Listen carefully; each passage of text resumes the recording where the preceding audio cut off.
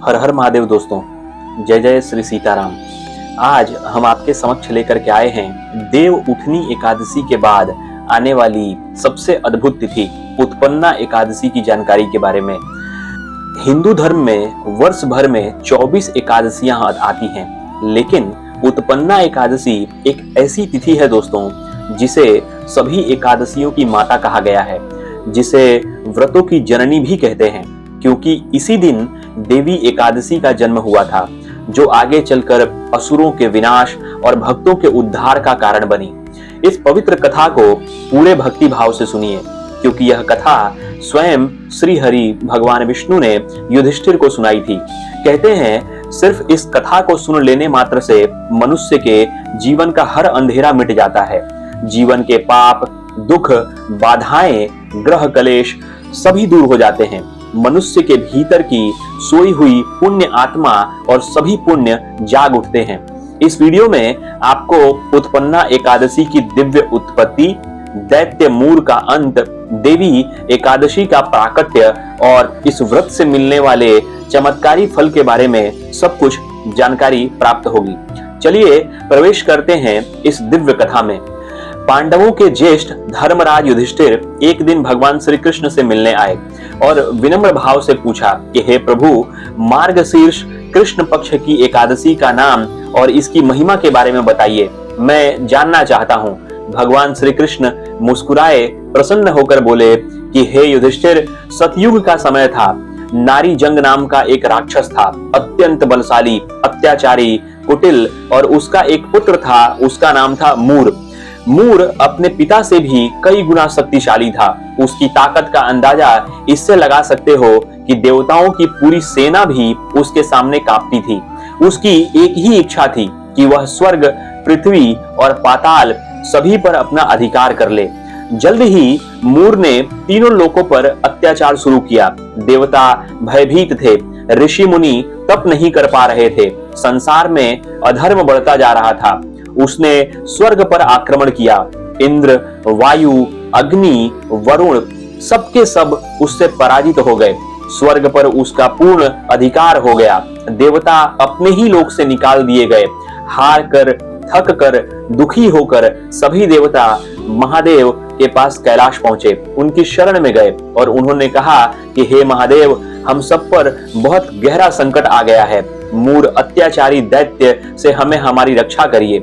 महादेव शांत स्वर में बोले कि मूर बलवान अवश्य है, लेकिन उसका अंत केवल प्रभु श्री हरि भगवान विष्णु ही कर सकते हैं।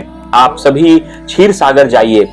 महादेव से आशीर्वाद लेकर सभी देवता क्षीर सागर पहुंचे, जहां श्री हरि भगवान विष्णु शेषनाग की सैया पर विश्राम कर रहे थे।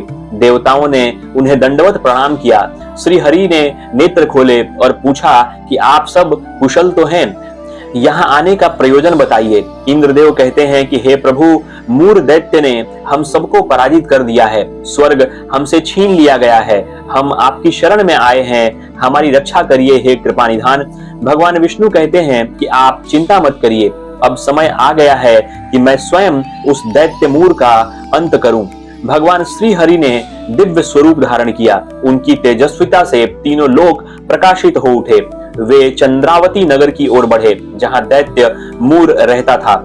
मूर की विशाल सेना ने भगवान विष्णु को अपनी ओर आते देखा और आक्रमण कर दिया, लेकिन भगवान के बाणों ने अग्नि की तरह उन सारे दैत्यों को जलाकर भस्म कर दिया।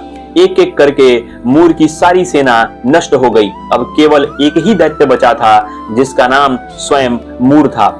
मूर और भगवान विष्णु का आमने सामने का युद्ध आरंभ हुआ। वह युद्ध इतना भीषण था कि देवता, ऋषि मुनि, गंधर्व सभी कांपने लगे। भगवान विष्णु के बाण मूर को घायल तो कर रहे थे, पर उसका अंत नहीं हो रहा था।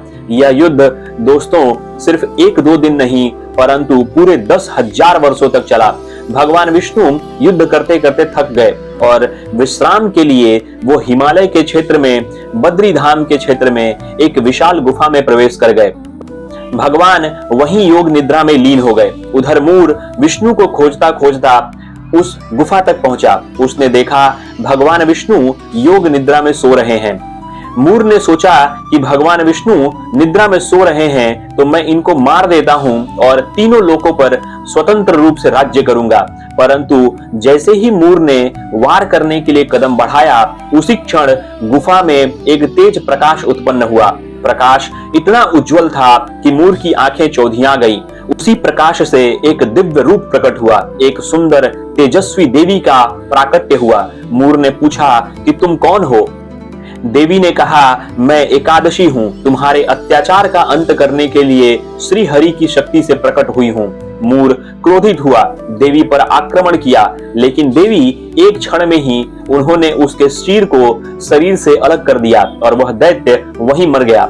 कुछ समय बाद भगवान प्रभु श्री हरि योग निद्रा से जागते हैं। उन्होंने देखा कि दैत्य मूर मृत पड़ा हुआ है और सामने एक तेजस्वी देवी खड़ी हैं।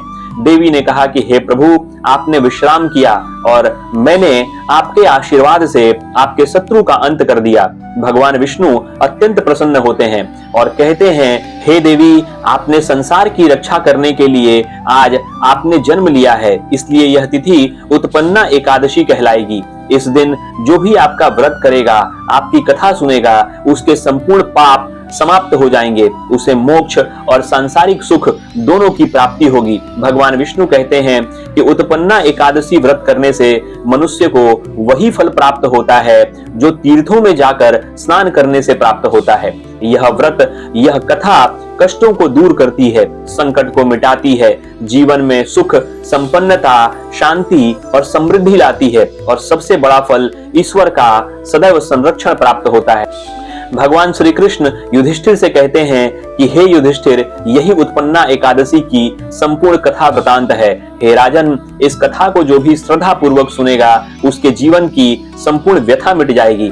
दोस्तों, आज आपने यह कथा प्रभु के आशीर्वाद से सुनी है। ईश्वर करें कि आपके जीवन का हर अंधियारा मिट जाए, हरि कृपा सदैव आप पे बनी रहे। यदि यह पावन कथा आपके मन को छू गई हो तो इस दिव्य ऊर्जा को और लोगों तक पहुंचाने में हमारा साथ दें। आप सभी को जय जय श्री सीताराम। हर हर महादेव।